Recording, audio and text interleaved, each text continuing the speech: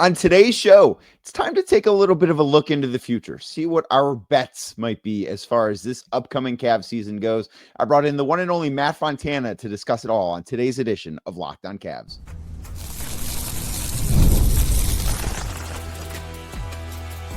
You are Locked On Cavs, your daily Cleveland Cavaliers podcast. Part of the Locked On Podcast Network, your team every day. What's up, everybody? My name is Danny Cunningham, and you might know me from my time covering the Cleveland Cavaliers, places like my Substack, The Inside Shot, Cleveland Magazine, 92.3 The Fan, and a couple of other stops along the way. And I just want to say thank you to you for making Locked On Cavs your first listen today and every day. You can find the show anywhere you get your podcasts, Apple, Spotify, or anywhere else. And if you're watching on YouTube, do us a favor. Hit that thumbs up button for us, click subscribe, and hit that notification bell so you don't miss the latest Locked On Cavs content.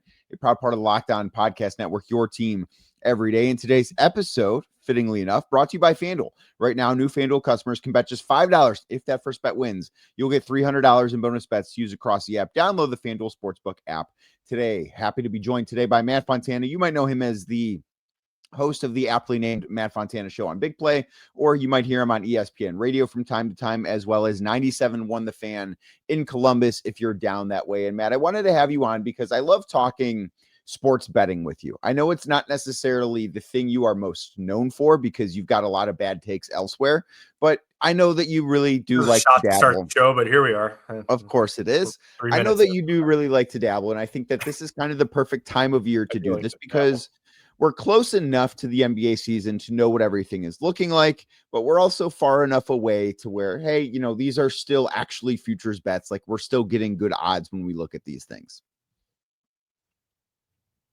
Yeah, and I mean, it's crazy because, like, I'm getting ready to go, like, to see Shai Gilgeous-Alexander, and he's, what, plus 180 to win the MVP? Like, those are odds that you get in March when the season's almost over, and, like, you've seen how the season is played out, and that's where betting can be interesting, where is he obviously a massive favorite? Sure. Are you better off picking somebody else with some longer odds and just putting a couple bucks on there and hope that it goes your way? Like, that's where the intrigue comes in. And I think the bigger thing, Danny, is something that we've seen with the NBA and maybe even more with, like, the Cavs.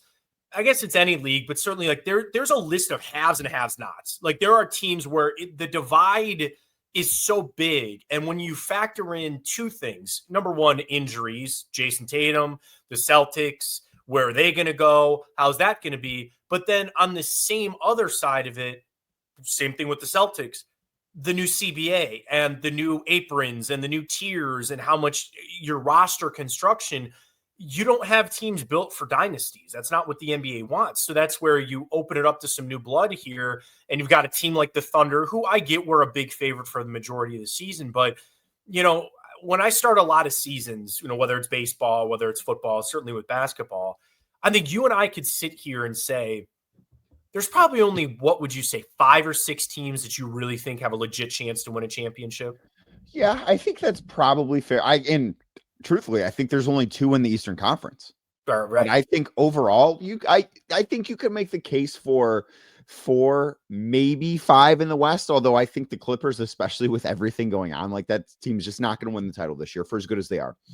But I think you could make the case for 3 to 4 in the West and 2 at most in the East. So then as the betting side of it, you kind of pare that down. Let's say we give you 6 or you like 6, pick your 3 favorites and sprinkle. And again, with where the odds are at, which is interesting, they're not always going to be an ROI. There's not always where if you bet, you know, $10 on each, well, there might only be one that wins you $20. So you're still losing money because you'd bet, you know, 30 on the way out. Welcome to sports betting. It's kind of how it works. But I think that's the interesting thing about the NBA right now is they've kind of pared themselves down where I think there's this select group. I think the Cavs, thankfully, are in that group, which is great to see. And their odds, I'm sure we'll get to it, which kind of blew me away a little bit to see where they're at. I'm happy about it, but that's kind of where we're at. Pare yourself down to the 6 favorite teams, pick your 3 that you like in there, and ready to sit down for an NBA season. So let's start right there. Let's start with the finals odds because the Cavs are, as you mentioned, they're up there. They have the second shortest odds to win the NBA finals in June of 2026. They are plus 650 on FanDuel, and all of the odds that we reference on today's show will, of course, be from FanDuel Sportsbook, our good friends over there. The only team Matt, with shorter odds to win the title is Oklahoma City, and they are a very heavy favorite at plus 220. Like, for that to be the number right now that's a pretty heavy favorite. You mentioned SGA's MVP number, which is one that I really don't like. Like, that's not where I would go with that bet right there right now. But OKC, I cannot argue with being the odds-on favorite here. Then the Cavs are at plus 650. And then there's another gap. Like, it's not a huge gap, but the Denver Nuggets have the third best odds at plus 900. Then the New York Knicks at plus 950. The Houston Rockets at plus 1,000. So that's sort of that next tier of teams. And then you go on further down, the Lakers plus 1,500, the Magic plus 1,700. And I really think after the Rockets might be that line of, okay, those are the teams that can, those are the teams that you're probably not winning money on, because it's hard for me to see a path for those teams below the plus 1,000 line in the sand, if you will, on FanDuel. It's hard for me to see those teams finding a way to win the title. You know, the Rockets are the interesting one to me, because I'm not saying they're built the same as the Thunder, but you kind of have the same vibes. They're a young team and they've kind of pieced it together. And the Thunder had to go through some, adversity, and they had to lose in the playoffs. And they had to figure that out. And I think the Rockets are on that path, but I just don't think they're there yet. And I do think as the season goes on, which is something as we dive into really the deep part of your betting here, what is your path to the playoffs? You mentioned it, and I'm with you. I think there's two teams in the East. Like, I like the Orlando Magic. I love Paolo Banchero. They'll be there. I don't think they're going to come out of the East. So, again, you come back to the Cavs. You come back to the Knicks. You mentioned that stuff going on with the Clippers. Everybody wonders why Jalen Brunson signed such a low contract there with the New York Knicks, but that's another conversation for another day. So it's like, those are the two teams. And I don't want to say it's a cakewalk, but it's a little bit easier. Where the Thunder, I do like the Nuggets. You know me, I've always been kind of a Nuggets defender there. And they got to run through maybe a tough Lakers team. You mentioned the Clippers. Like, those are all factors into it. And then, the repeat. And that's with the NBA, since the Warriors, right? It's been, 8 different champions. Well, yeah, we've had 7 different champions in the past 7 years. And that's to further that point, I don't remember the last team that won the title and then made it to the conference finals the following year. Because if you keep going back at teams that have recently won the championship, right? Like, you can go all the way back to, and with Toronto, like, it was different because Kawhi Leonard left in free agency. 2020, the Lakers win the title. They don't make it to this. They don't even make it out of the first round that very next year. The Milwaukee Bucks win the title in 2021. They don't make it, I believe, out of the first or second. I know they didn't make the conference finals.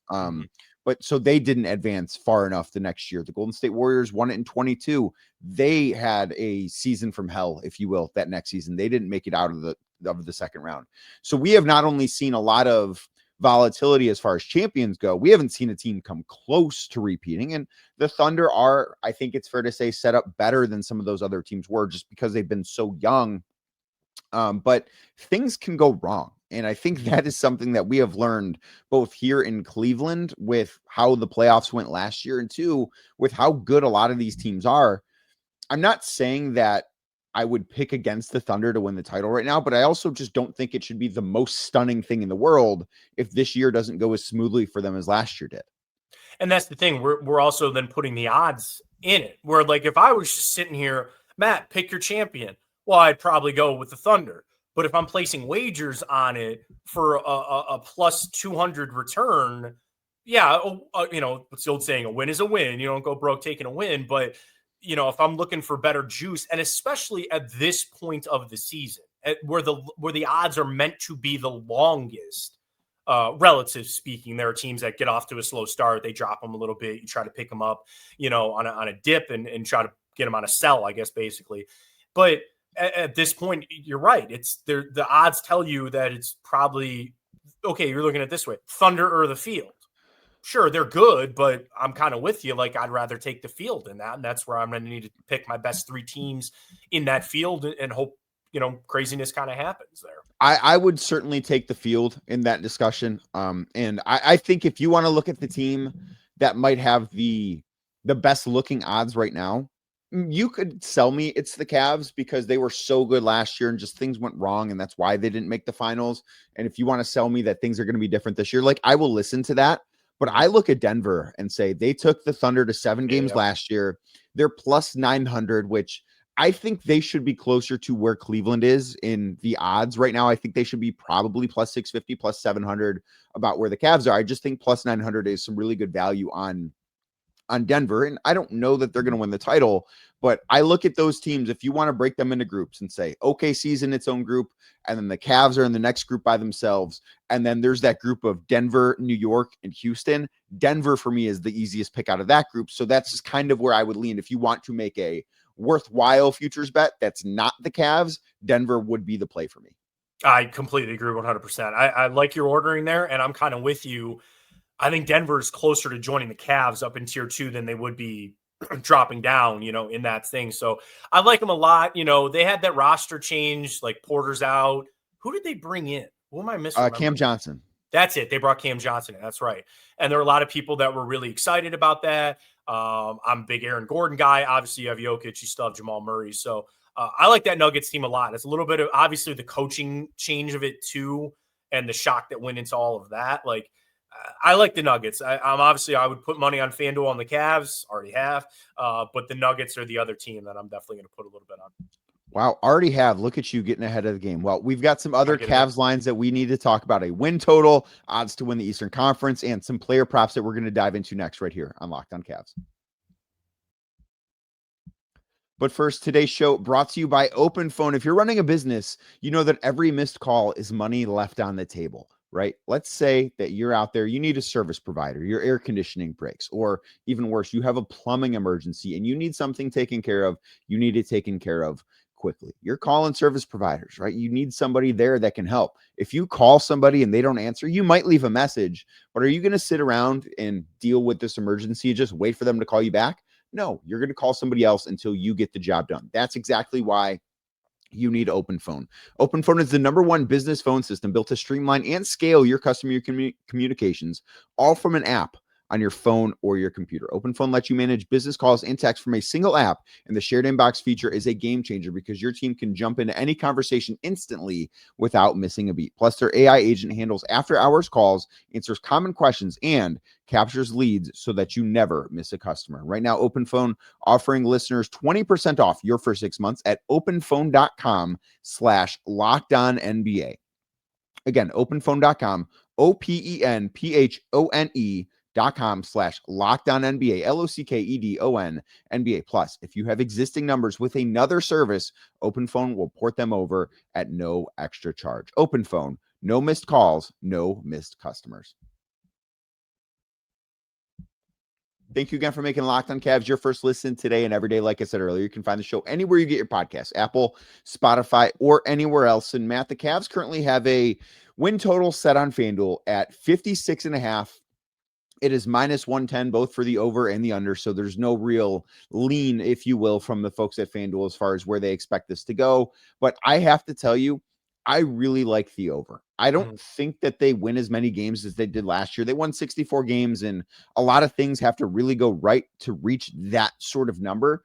I don't think it gets that high, but I also just don't think that they're going to win essentially 8 fewer games than they did last year. I think they'll be somewhere between 57 and 61 or 62. So for me, I think it's an easy over here. It's so funny because I don't know why I vividly remember you and I doing a show last year where we both sat here and loved the over. And it was 48.5 last year. And that I could not have sprinted to the FanDuel app quick enough to bet the over there. Well, and then we got off to ball ever. 20-0 start or whatever. And then we were 21-3 or whatever, the start that they had last year, which was incredible. And we're like, man, they're already almost halfway to it. It was easy. I do like the over again this year. I'm with you. I think it's more around that 60, 59, 60 type of area. And I think a lot of it comes back to the Eastern Conference. I just think it comes back to a lot of the games that they're going to be playing. And there are teams that are good. I'm not saying that they're just, all bottom feeders. But I just look at a lot of teams and I go, the Cavs are better. the Cavs are better than the Pistons. They're better than the Magic. They're better than the Bucks. They're better than the 76ers, right?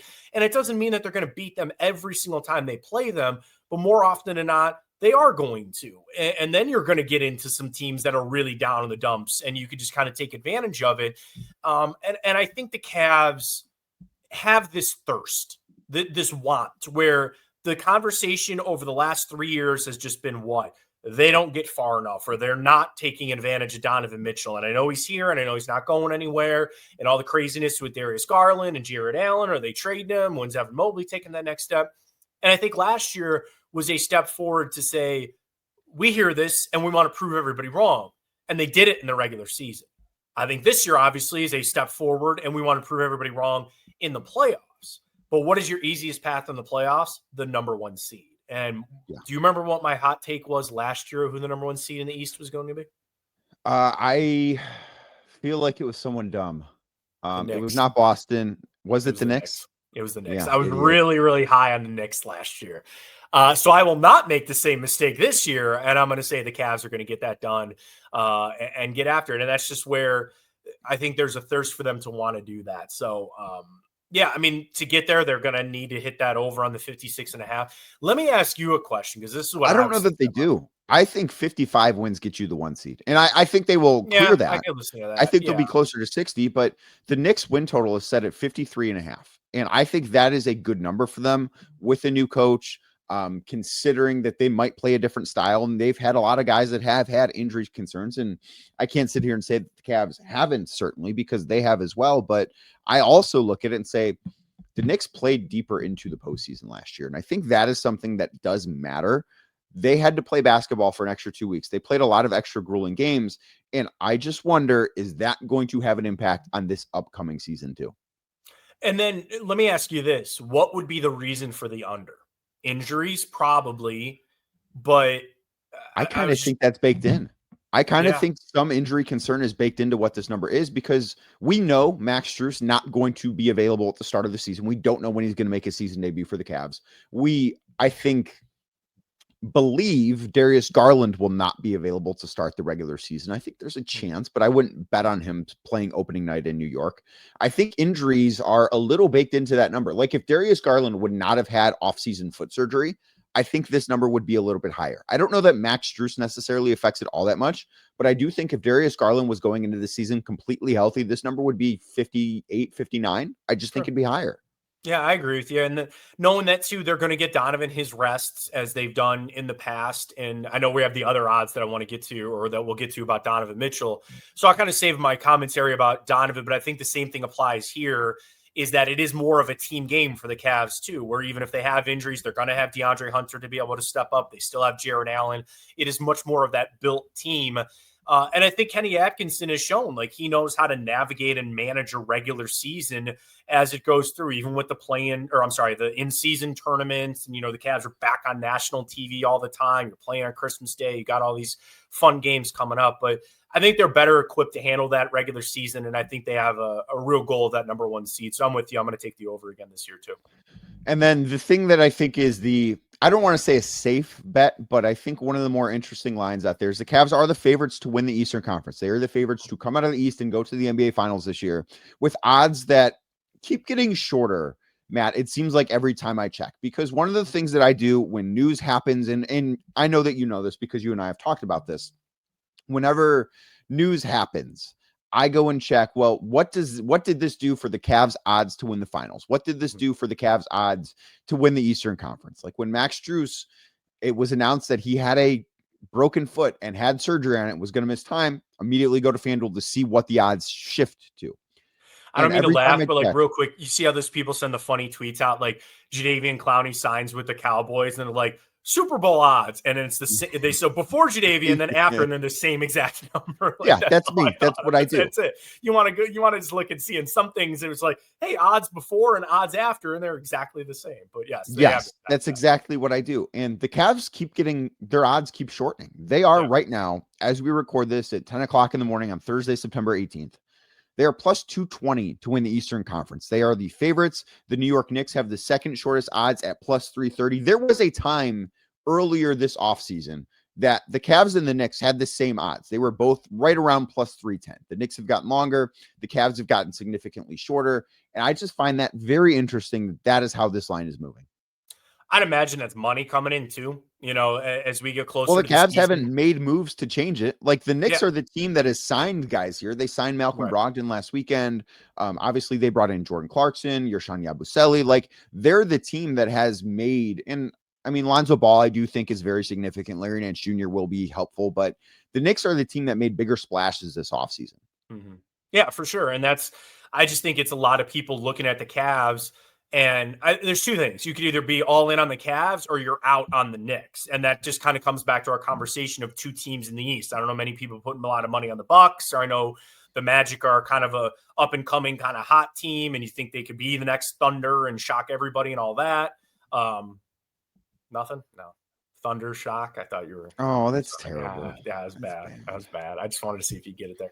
But I was kind of like, I know I've just derailed this podcast. Danny hates me. It's okay.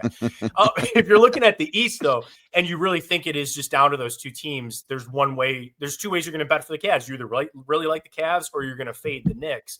And to your point, I don't know if there's much reason to fade the Knicks right now. So I'm going to say that there's a lot of people kind of jumping on the Cavs bandwagon right now. I think so too, and I think that is certainly a good thing if you're a fan of the Cleveland Cavaliers. Well, we've got player odds to get to because we talked conference. We don't need to talk Central. Like the Cavs are minus 360 to win the division. Nobody cares about the division. They will win the division. Care less about divisions in basketball. It is the most meaningless division in all of sports. But actually, quick, yes or no? Would you take this bet, Matt? The Cavs are minus 50,000 to make the playoffs. Are you in or out? So if I bet $50,000, I win $100. You got that? Is that in your bankroll? Is that what your unit is on FanDuel right now? 50 grand a unit? My Steph would look at that bank account and kill me, but that's okay. But hey, honey, we won $100. Yeah, that's exactly all you want to do. Dinner. Nice dinner. That 50,000's tied up for a few months, but we'll get a nice dinner out of it. Exactly. That's all you need. We'll dive into player odds. Could Donovan Mitchell be a surprise MVP candidate? Or if you want to bet the Cavs to win the finals, are you just better off betting somebody to win finals MVP? We'll discuss that next right here on Locked on Cavs. But first, today's show is brought to you by FanDuel. FanDuel is, of course, America's #1 sports book. And right now, football is back. There was a great Thursday night game. Last night, I have no idea what happened because it's 10 o'clock in the morning on Thursday, but I'm going to assume it was a great game between the Bills and the Jets. I mean, how could it not be with Tyrod Taylor starting? But you got to make sure you're ready for kickoff this weekend with a can't-miss offer because right now, new customers can bet just $5. And if that first bet wins, you'll get $300 in bonus bets to use all across the app. FanDuel has so many great things because if you are like Matt and I, a Browns fan, and you have to suffer through what they're putting on the field each and every Sunday, you can take them to at least cover. This week, they play host to the Green Bay Packers. Packers are 7.5-point favorites. And as you might imagine, the Cleveland Browns are the second largest underdogs in the entire NFL this week behind what was Thursday night's game that I can only imagine was an instant classic. So maybe you like the Browns plus 7.5. I don't. I think they're going to get crushed this week because I think they stink. So I will be taking the Packers minus 7.5 on FanDuel. And you can do the same right now. And if you're ready to play, download the FanDuel Sportsbook app by visiting FanDuel.com. That is FanDuel.com to get started. And like I said, you can get $300 in bonus bets if you win your first $5 bet. Again, just one $5 bet that hits. If it's your very first one, you get $300 in bonus bets used all across the app. Again, FanDuel.com to place your first $5 bet. Thank you again for making Locked on Cavs your first watch today and every day. If you are watching on YouTube, do us a favor, hit that thumbs up button, and make sure you're subscribed to the channel for the very best way to help grow the show. Matt, Donovan Mitchell has the best MVP odds for the Cavs at plus 8,000. Evan Mobley plus 40,000. Darius Garland on the board at plus 100,000. Do any of those interest you?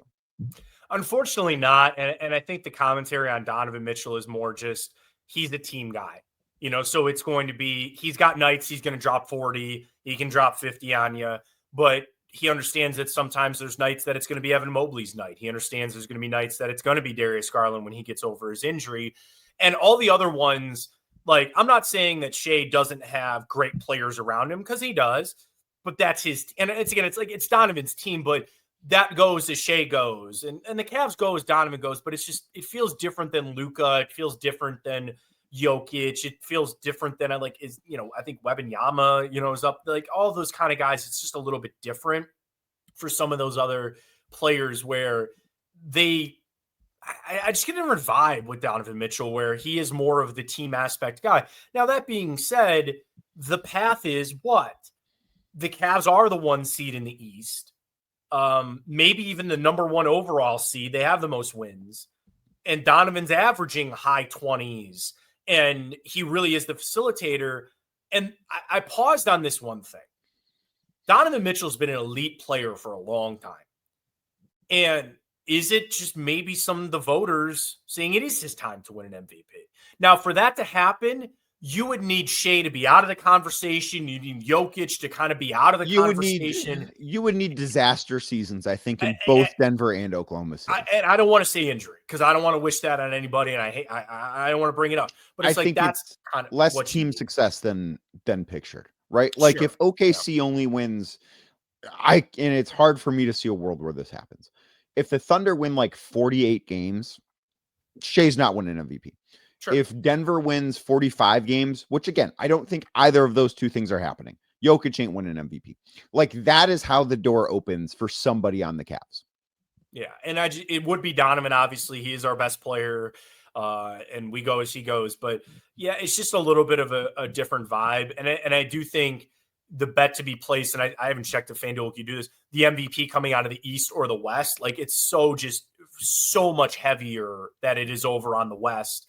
So that's another mountain that Donovan's going to have to overcome, because when you really get down to some of this voting, you do take into account, did you play in the easier conference, or what, like you said, what does your team look like, the win total, all that kind of stuff factors in. And I just think there's a lot that Donovan has to overcome, and some of it just isn't even in his power to overcome. So yeah, that's a tough one for me. I like some of the other Cavs, like individual ones, which I know we'll get to coming up here in a minute, but yeah, unfortunately I'm gonna have to fade Donovan there on the MVP. To your point of the 7 best odds, the guys with the 7 shortest odds to win the MVP, there's one player in the Eastern Conference. That's it. Just one. So I think that, to your point, the MVP, and it's Giannis. He's the only one. Oh yeah, that's right. Giannis, it's SGA, Jokic, Luka, Giannis and Wemby are tied for 4th.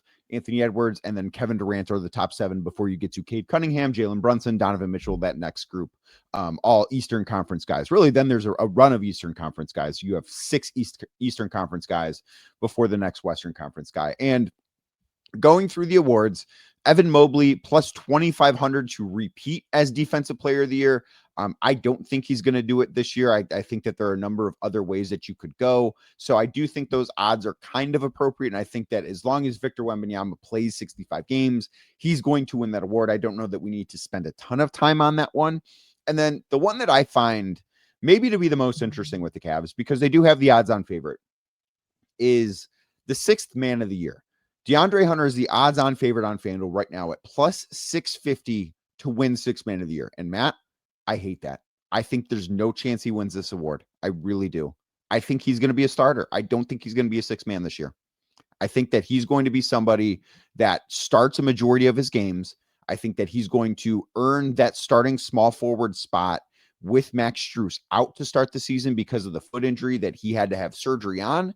And I look at this and just say, yeah, DeAndre Hunter is not going to win 6th man of the year, not because he's not good enough, but because DeAndre Hunter is not going to win 6th man of the year because he's not actually going to be a 6th man. To be honest with you, Dan, because I do think there's an element that there's a better Cavs version when DeAndre Hunter starts. And I just, Strus out, he's going to have to start. So then you bring Strus back, and if the Cavs get off to a good start and things are cooking with DeAndre Hunter, I don't mind Max Strus coming off the bench. And there's worlds that actually like Max Strus better coming off the bench. And you know even better than I do, starting and bench is important. Who's out there with 5 minutes to go? When it's a 4-point game and 5 minutes to go, that's really who counts when they're out there. But quicker starts, and I know Kenny Atkinson wants balance, which I think is the most important thing of what do you have coming off the bench. You lost some defense with Isaac Okoro when he was able to come off the bench and sometimes even have to start. So I think that's going to be an intriguing thing from Kenny. is when he's basically forced to start DeAndre Hunter, which I think he's going to have to. And I guess you could go with Wade, or you could go really small with somebody else or whatever. Fine. But like, I think there's going to be a world that they want DeAndre Hunter in that starting rotation. So I just think he's going to get phased out of there. I completely agree. I think he's going to get phased out because I just don't think he's going to play enough games as a reserve. The sixth man that I actually really, really like here for if you want to place a bet on a Cavs guy is Lonzo Ball at plus 5,000. Sure. I think he's going to be a great pickup for the Cavs. I've talked about this all offseason. Plus 5,000 are long enough odds to where, hey, you know what? If it hits, that is a great long shot call. He shouldn't be the favorite or anything. Like, this is appropriately priced for him. But I look at that and say, if he can have an impact similar to what Ty Jerome had last year, and it's going to look different. Like, he's not going to have the same scoring pop that Ty did. Things are going to look different for him. But he's also a very popular player, and I think that is something that might matter here too. I just think at plus 5,000, that is appropriately priced. And if you want to bet on a long shot, I think Lonzo Ball the way to go. Now, the bet I like most, Matt, for any long shot, Evan Mobley is plus 3,000 to win NBA Finals MVP. And I think there's a world where if it's Cavs Thunder in the NBA Finals, which is the most likely finals matchup by the odds, Donovan Mitchell has historically really struggled against Lou Dort in Oklahoma City. That is a series in which if the Cavs are going to win it, I think Evan Mobley would need to be the best player. And at plus 3,000, I think that's a really healthy place to get it. Yeah, it's an interesting take because if he can lock down Holmgren, which would be huge in that finals, not just what he does offensively, but what he could do defensively. And I mean, if we just talk about another ascension for Evan Mobley, which is what we all hope and believe is yet another step, another year in the Kenny Atkinson offense and just what they plan on doing with him. I mean, call it crazy. Maybe at the end of it, he's in a little bit of a conversation for the overall season MVP, maybe even gets a vote. Like that'd be kind of crazy to put a lot of money on him right now, but he's got the body type that we've always talked about. He's got the skill set that we've talked so much about. And I think they unlocked a little of it last year. And then some different things happened and kind of the team took a different turn. Well, with how this season is going to start and with what we know Kenny Atkinson wants to do, which is what Kenny Atkinson said at his introductory press conference, which he said a lot last season, a big part of his job is unlocking Evan Mobley. Well, you've been on the job for a year now. You've had plenty of experience and tape to understand what do we got to do better or what can we do better. So when you kind of factor in Kenny Atkinson, if that's a goal for this Cavs team is to truly get Evan Mobley to be the second best player. I'm not saying that he wasn't last year, but like no questions asked. He's the second best player, maybe even pushing Donovan Mitchell as the best player on this team. Then I love that finals MVP pick because it's certainly more often than not goes to the best player. Well, we see some random ones come out of nowhere. We see some guys that were the second or third best player just have an amazing series and win it. So that's a really interesting one. I like that one. I think it's pretty good. And then for the record, Donovan Mitchell is plus 950 to win that award. He is very high up on the board, much higher on the NBA Finals MVP odds than he is actual MVP odds because the Cavs are very good. And some of the other MVP candidates don't play for teams that realistically have a chance to win the finals, like a Giannis Antetokounmpo, for instance. I think if you are betting on the Cavs to face anybody other than the Thunder in the finals, Donovan Mitchell is a great bet there. But for Cavs Thunder specifically, I just really like Evan Mobley at that number. Yeah, I do too. And I think it's, again, fun to watch how this season is going to play out and what the Cavs have getting ready to go for that finals. Because we talk so much about matchups. Evan Mobley is that one guy that should be a matchup like, it doesn't matter, like he's just that unicorn that I know that word gets thrown around a lot with him, but you've got Holmgrens and you've got different players that resemble what he is. Everybody kind of is. Kevin Durant was probably the OG one, right? But like, what Evan Mobley can mean to this team this year.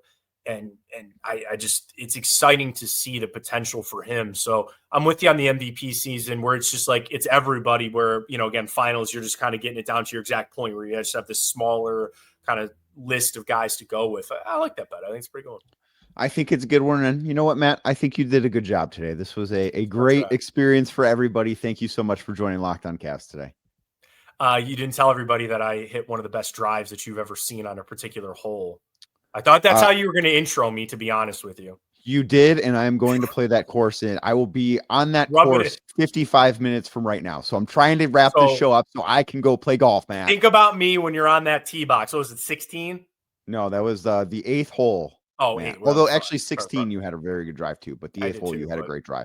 yeah. So thank you to Remember Matt. You can check him out at Big Play, the Matt Fontana Show, very appropriately named, or you might hear him filling in nationally on ESPN Radio or locally down in Columbus, 97.1 The Fan. And thank you for making Locked on Cavs your first listen today and every day. You can find the show anywhere you get your podcasts, Apple, Spotify, or anywhere else. And if you're watching along on YouTube, do us a favor. Hit that thumbs up button as we get out of here. Click subscribe and hit that notification bell so you don't miss the latest Locked on Cavs content. I'll be back on Monday, 1 week till Media Day, talking more about the Cleveland Cavaliers.